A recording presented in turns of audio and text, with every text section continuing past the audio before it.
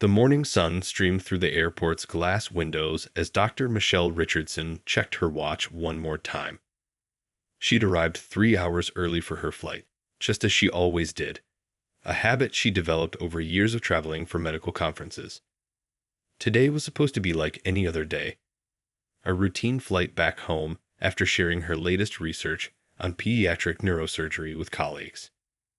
She stood in line, watching families with children, business people with their laptops, and elderly couples slowly making their way through security. Everything had gone smoothly until now. Her conference presentation had been a success, and she was looking forward to getting back to her patients at the children's hospital. As she approached the boarding gate, she noticed something was different. The gate agent's welcoming smile, usually offered to each passenger, faded slightly as she handed over her ID. The agent's eyebrows furrowed as she examined the driver's license, turning it over and holding it up to the light. "Is something wrong?" Dr. Richardson asked, keeping her voice steady despite the knot forming in her stomach.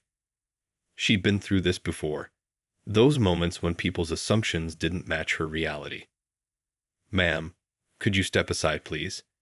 the agent asked, waving the next passenger forward while still holding onto Dr. Richardson's ID. "There seems to be an issue with your identification." Dr. Richardson watched as other passengers walked past her, some glancing curiously in her direction. She took a deep breath, remembering her mother's words. "Always keep your dignity, no matter what." "I don't understand," she said calmly, though her heart was racing. "I've flown hundreds of times with this ID. It's valid for another 3 years. She reached into her bag, pulling out her hospital badge and medical license. "I have additional identification if that would help." The gate agent barely glanced at the extra credentials.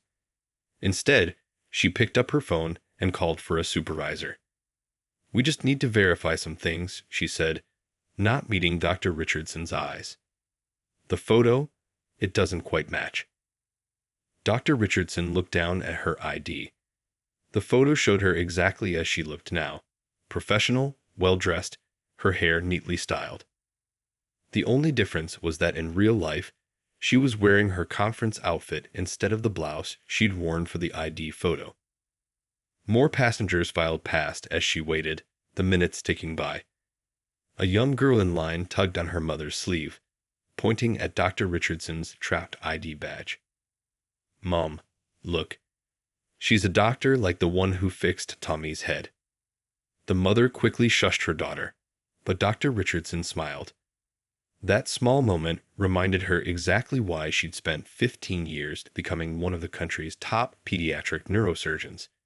For children like Tommy, and for every other child who needed her skills. As the supervisor approached with a concerned look on his face, Dr. Richardson straightened her spine and adjusted her suit jacket. She knew what was coming.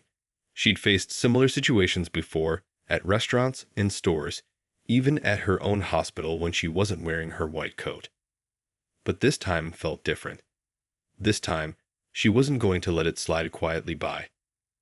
Little did the airline staff know that their actions were about to spark a chain of events that would make headlines across the country and change their company's policies forever.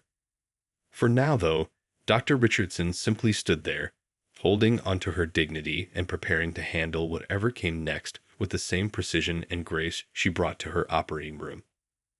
The real story was just beginning, and what would happen next would leave not just the airline staff, but the entire airport speechless. The supervisor arrived at the gate, a tall man with graying hair and a name tag that read Operations Manager. He took Dr. Richardson's ID from the gate agent and began the same ritual of turning it over, holding it up to the light and squinting at it suspiciously. The whole scene was starting to draw attention from nearby passengers. "Ma'am," he said, his voice carrying that special kind of forced politeness, "could you explain why you're traveling today?" The question hung in the air, heavy with unspoken assumptions. Dr. Richardson reached into her bag and pulled out the conference program. "I was the keynote speaker at the International Pediatric Neurosurgery Conference," she explained, pointing to her name and credentials listed prominently on the cover. I'm heading back to my hospital where I have patients waiting for me tomorrow morning. The supervisor glanced at the program, but seemed more interested in her medical license. And you're saying this is you? He asked, looking back and forth between her face and the ID photo. A few feet away, the original gate agent was whispering to another staff member, both of them stealing glances in her direction. Yes, that's me, Dr. Richardson replied, her voice calm but firm. I've been a practicing neurosurgeon for 15 years.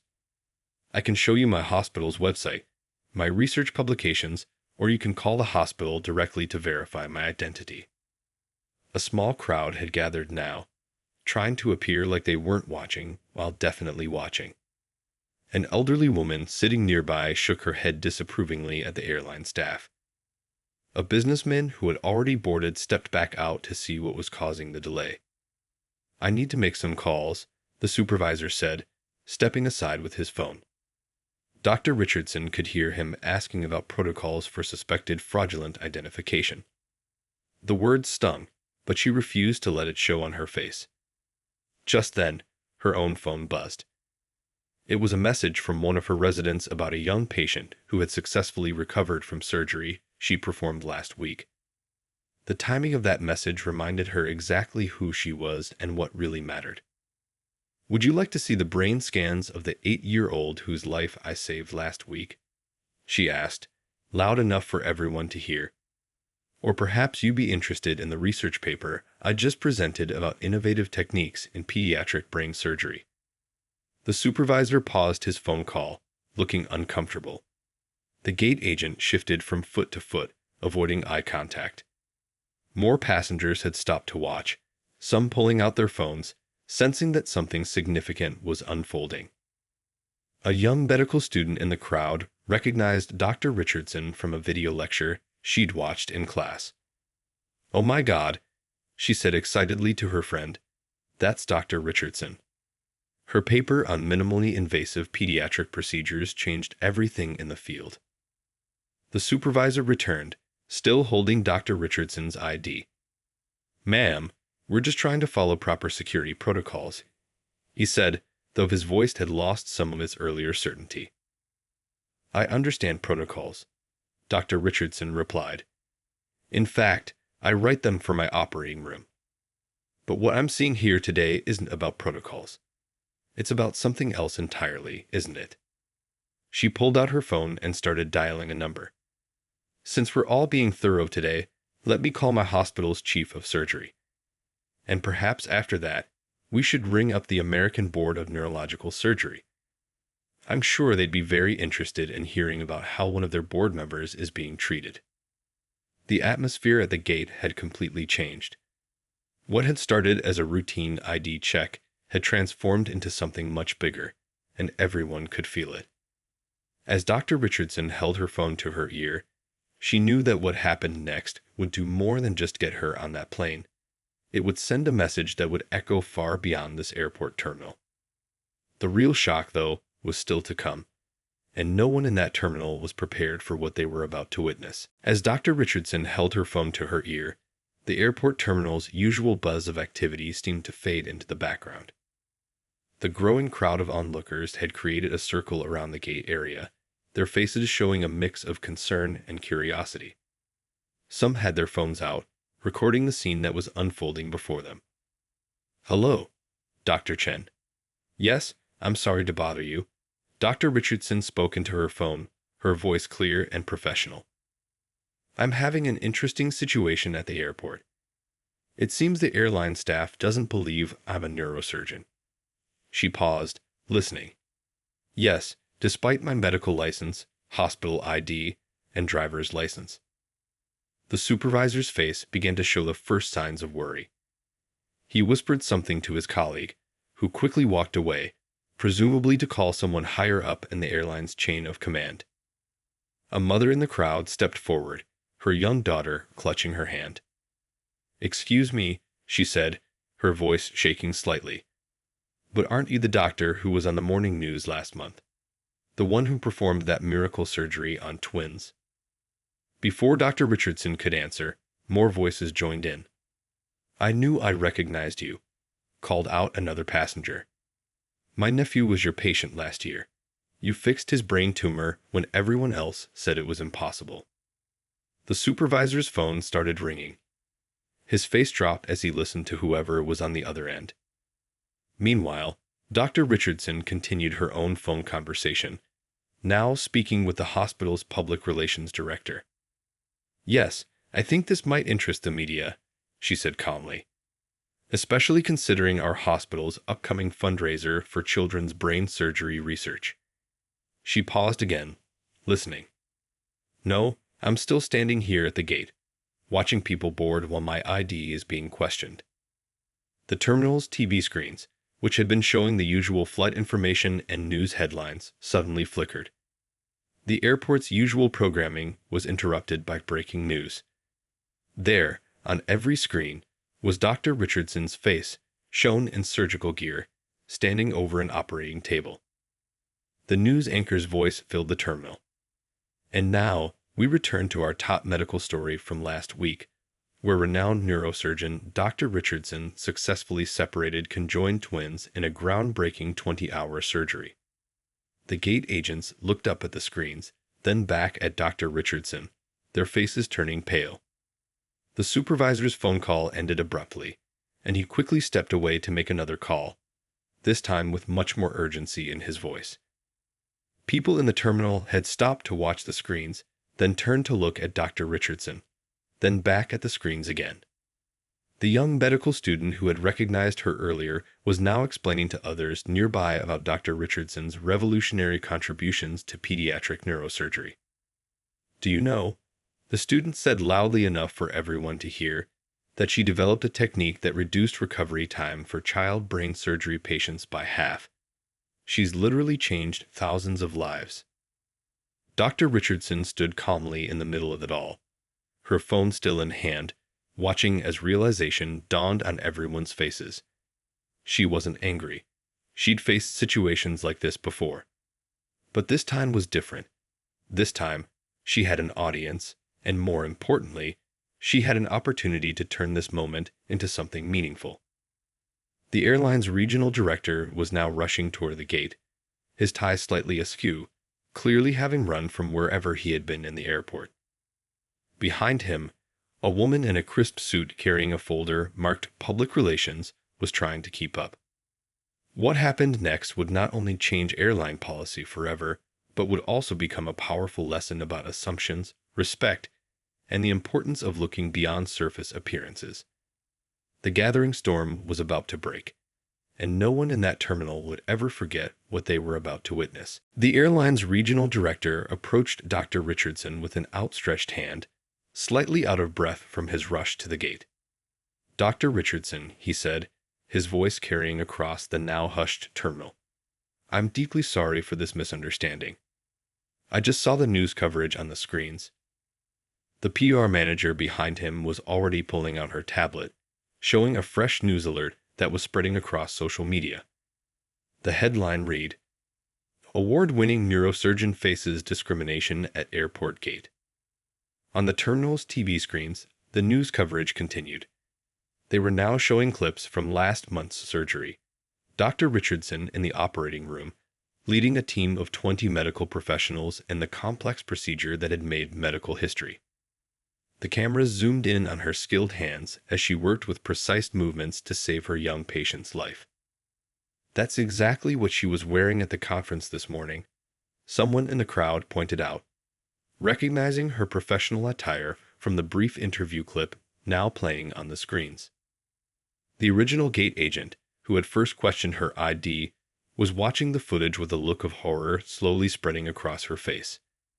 The supervisor who had backed up the gate agent's suspicions was now frantically typing on his phone, likely trying to manage the situation that was quickly spinning out of control.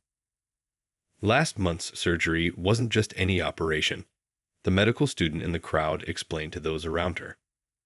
Those twins had a condition that most doctors said was impossible to treat. Dr. Richardson spent 6 months planning that surgery. She even created new surgical tools specifically for the procedure. The PR manager was now showing Dr. Richardson the social media explosion happening in real time. Videos taken by passengers of the earlier confrontation were already going viral, with thousands of shares and comments pouring in every minute. A child in the waiting area pointed at the screen and then at Dr. Richardson. "Mom, she's the doctor from my class project. The one who makes sick kids better." The innocent comment cut through the tension, reminding everyone of the real impact of Dr. Richardson's work. The regional director was still trying to smooth things over. "Doctor, please understand, this isn't how we typically operate. Your credentials are obviously impeccable. If you'll allow me to personally escort you onto the plane." But Dr. Richardson held up her hand, silencing him mid-sentence. "Before we discuss my boarding," she said, her voice carrying the same calm authority she used in the operating room, "I think we need to talk about something more important." She gestured to the screens where her surgical footage was still playing. "Every day in that operating room, I work with people of all backgrounds. We don't have time for assumptions or biases when we're saving lives. The only things that matter are skill, dedication, and humanity." The terminal had grown so quiet you could hear the gentle hum of the air conditioning. Every eye was on Dr. Richardson as she continued, "What happened here today isn't just about me. It's about every professional who's ever been judged by their appearance rather than their abilities." Just then, another breaking news alert flashed across the screens. The hospital where Dr. Richardson worked had just released a statement. The PR manager's tablet lit up with notifications, and the regional director's phone started ringing again. What the hospital had to say would transform this incident from a simple case of mistaken identity into a moment that would change airport security protocols nationwide. The real revelation was about to unfold, and it would leave everyone in the terminal, from the airline staff to the watching passengers, completely speechless. The hospital's statement appeared on every screen in the terminal, and the crowd fell silent as they read along. It wasn't just a defense of Dr. Richardson. It was a powerful revelation that left everyone stunned.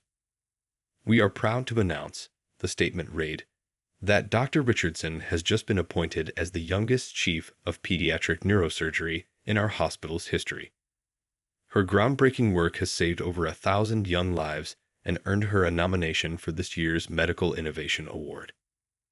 The PR manager's tablet showed photos from just 3 days ago. Dr. Richardson receiving a standing ovation at the White House for her contributions to children's medicine. The same ID that had been questioned at the gate was visible on her lapel in the photos. "That's not all," the medical student called out, her phone in hand, as she read from a medical journal's website. Dr. Richardson holds 3 patents for surgical tools she invented. She performs surgeries that other doctors said were impossible. The regional director wiped his forehead with a handkerchief. The original gate agent had sat down, looking pale. The supervisor who had questioned Dr. Richardson's credentials was now frantically apologizing.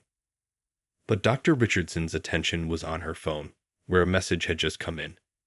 "Excuse me," she said, her voice cutting through the chaos, "but I need to take this. It's about a patient." Everyone watched as she stepped aside to read the message.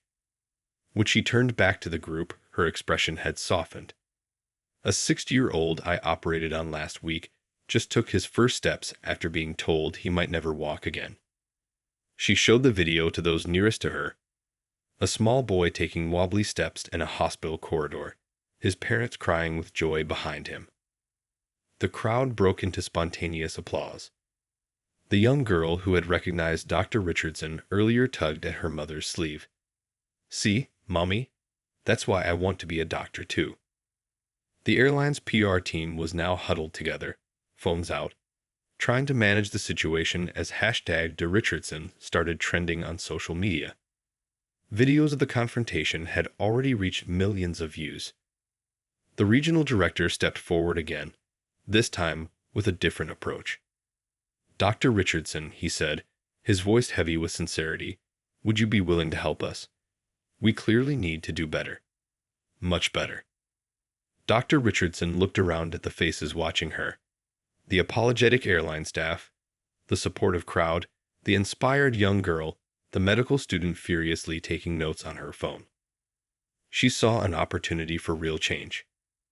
"Yes," she said finally, "I'll help. But not because of what happened to me today. I'll help because of what might happen to that little girl tomorrow." She gestured to the child who wanted to be a doctor, or to any other person who has big dreams and the determination to achieve them. Just then, another alert flashed across the screens. Major news networks had picked up the story, but what they were reporting wasn't about discrimination or airline policies. Instead, they were focusing on something much more powerful, something that would transform this moment of conflict into a catalyst for change. The regional director's phone rang again, and this time, when he answered, his eyes widened. The person on the other end of the line was about to make an announcement that would not only change airline policy forever, but would also make this incident a turning point in how businesses approach diversity and professionalism. The real surprise, though, was still to come, and it would leave everyone in that terminal, from the highest airline executive to the youngest passenger, completely amazed at what was about to unfold. The regional director lowered his phone slowly, his face showing a mix of awe and disbelief. "That was our CEO," he announced to the hushed crowd. "She's on her way here right now. She wants to handle this situation personally." But before the CEO could arrive, Dr. Richardson did something unexpected. She pulled up a chair and sat down, gesturing for the gate agent and supervisor to join her. The crowd watched, curious about what would happen next. "Let me tell you about a patient I had last week," she began, her voice gentle but firm. "A young girl came to me after 3 other hospitals said her condition was hopeless. But I didn't see hopeless. I saw possibility. Sometimes we need to look past our first assumptions to see the truth." The terminal's TV screens were now showing clips from Dr. Richardson's career, images of her working late nights in the hospital, teaching medical students, comforting worried parents. The contrast between these images and how she'd been treated at the gate was striking. "You know what's interesting about brain surgery?" she continued, looking at the airline staff. "When I'm in the operating room, nobody cares what I look like. They only care that I'm the best person for the job. Shouldn't that be true everywhere?" The young medical student, who had been recording everything on her phone, suddenly spoke up. "Dr. Richardson's techniques are taught in medical schools worldwide. I learned about her work in my first year." Her voice cracked with emotion. "Do you know how many children can walk today because of her?" The airline's CEO arrived just then, slightly out of breath from rushing to the gate. But instead of immediately taking charge, she stopped and listened as Dr. Richardson continued speaking. "I'm not angry," Dr. Richardson said, addressing everyone gathered around. "I'm hopeful. Because every difficult moment is a chance to learn and do better. In surgery, we call complications learning opportunities. Maybe we can look at this the same way." The CEO stepped forward, her eyes bright with unshed tears. "Dr. Richardson," she said, "what you're saying about learning opportunities, that's exactly why I'm here. Would you consider helping us create a new training program? Not just for our airline, but for the entire industry." The crowd murmured in approval.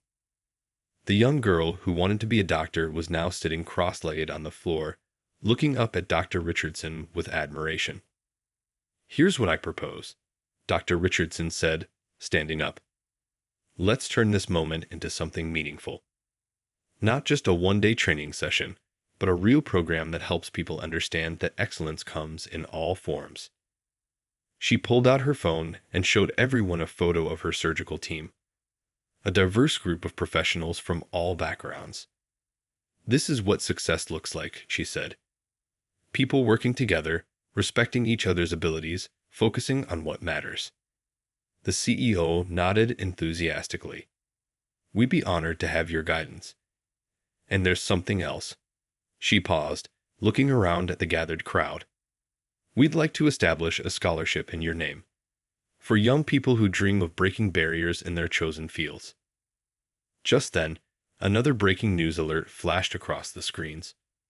Other major airlines were calling in, wanting to be part of this transformation. What had started as a moment of discrimination was becoming something much bigger, a movement for change. The real surprise, though, was still to come.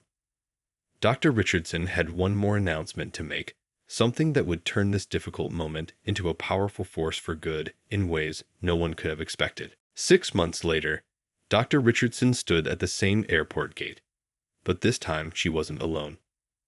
Behind her stood 50 young students from local high schools, all wearing bright blue badges that read Future Leaders in Medicine program. "This is where it happened," she told the students, gesturing around the terminal. "Right here is where we turn a challenging moment into something beautiful." The students listened intently, many of them taking notes on their phones. The terminal looked different now. New signs hung on the walls showing professionals of all backgrounds, with words like respect, excellence, and understanding prominently displayed. The gate agents wore pins that read, "Trained in Professional Recognition," part of the new program Dr. Richardson had helped create. After that day, she continued, 5 major airlines joined together to create this mentorship program. Now, students like you get to shadow professionals in various fields, learning that success has no single look. The young girl who had been in the terminal that day, the one who wanted to be a doctor, was now one of these students. She stood a little taller, wearing her badge with pride. Her mother, watching from nearby, wiped away happy tears. On the terminal's TV screens, a news report was playing about the changes in airline industry training over the past 6 months. The statistics were impressive. Complaints about bias had dropped by 70%, and employee satisfaction had risen significantly. But the best part, Dr. Richardson said, pulling up a photo on her phone, is this. The photo showed her latest surgery team, which now included 3 young doctors who had faced similar barriers in their careers. "We're not just changing policies, we're changing lives." The airline's CEO, who had kept her promise, stepped forward to address the students. "Dr. Richardson taught us that recognition isn't just about checking IDs," she said. "It's about recognizing potential, dignity, and human worth." Just then, a familiar face appeared, the gate agent from that fateful day. But now she was different. She had become one of the program's most passionate trainers, sharing her experience to help others learn from it. "I made a mistake that day," she told the students, her voice sincere. "But Dr. Richardson showed me that mistakes can become stepping stones to better things if we're willing to learn from them." The medical student who had recognized Dr. Richardson was there too, now in her residency. She held up her phone, showing everyone a new medical journal article. "Dr. Richardson's program has already inspired 20 hospitals to start similar initiatives," she announced proudly. As the students gathered around to take a group photo, Dr. Richardson noticed something remarkable. The terminal had gone quiet, just like that day 6 months ago. But this time, people weren't watching a confrontation. They were witnessing hope in action. "Remember," Dr. Richardson said, addressing not just the students but everyone in the terminal, "change doesn't always come from big moments. Sometimes it comes from ordinary days that turn extraordinary because someone decides to stand up and make a difference." The CEO stepped forward one last time, holding an envelope. "We have one more announcement," she said, smiling. "The Future Leaders Scholarship Program has just received funding to expand nationwide. Starting next year, we'll be helping 100 more students chase their dreams." As applause filled the terminal, Dr. Richardson looked around at all the faces, young and old, from all walks of life, and saw what she'd hoped for that difficult day 6 months ago. Real, lasting change. A change that would open doors for generations to come. The story that began with a questioned ID had become something much more. A movement that would inspire people across the country to look past their assumptions and see the extraordinary potential in every person they meet.